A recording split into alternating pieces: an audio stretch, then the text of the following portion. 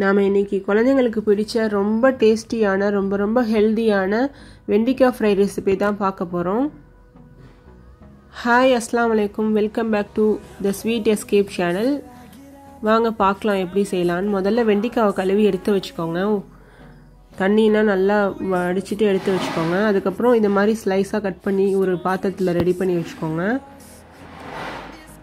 அதுக்கப்புறம் ஒரு பேன் எடுத்து அது ஹீட் ஆனதுக்கப்புறம் ஒரு 3 டேபிள் ஸ்பூன் ஆயில் போட்டுக்கோங்க. அதோட கடுகு கொஞ்சம் சேர்த்துக்கோங்க. கடுகு பொரிஞ்சதுக்கப்புறமா கருவேப்பிலை போட்டுக்கோங்க. அதுக்கப்புறம் வெண்டிக்காவை அதில் போட்டு நல்லா கிளறி விட்டுருங்க.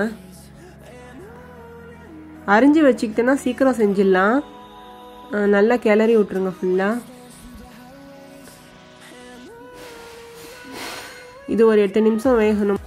வாங்க இதுக்கு என்னென்ன மசாலா போடலான்னு பார்க்கலாம். வாங்க, மஞ்சத்தூள் 1/4 டீஸ்பூன் போட்டுக்கோங்க. ஜீரகத்தூள் 1/2 டீஸ்பூன் போட்டுக்கோங்க. மிளகாத்தூள் 1/2 டீஸ்பூன் போட்டுக்கோங்க. நான் என்கிட்ட உள்ளது கடை மிளகாத்தூள். உங்கள்கிட்ட வீட்டு மிளகாத்தூள் இருந்துச்சுன்னா 2 ஸ்பூன் கூட தாராளமாக போட்டுக்கலாம். அதோட உப்பு கொஞ்சம் போட்டுக்கோங்க.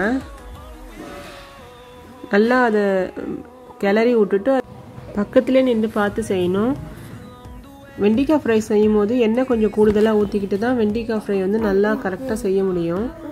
நல்லா வதங்கணும். ஒரு 8 நிமிஷமாவது நல்லா வதங்கணும். மீடியம் ஃப்ளேமில் வச்சுக்கோங்க.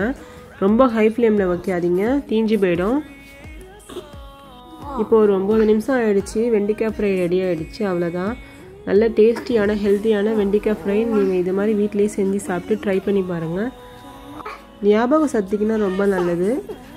இந்த ரெசிபி நீங்கள் வீட்டில் ட்ரை பண்ணி பார்த்துட்டு எப்படி இருந்துச்சுன்னு சொல்லுங்கள். உங்களுக்கு இந்த வீடியோ பிடிச்சிருந்துச்சுன்னா லைக் பண்ணுங்கள், ஷேர் பண்ணுங்கள், சப்ஸ்கிரைப் பண்ணி வச்சுக்கோங்க.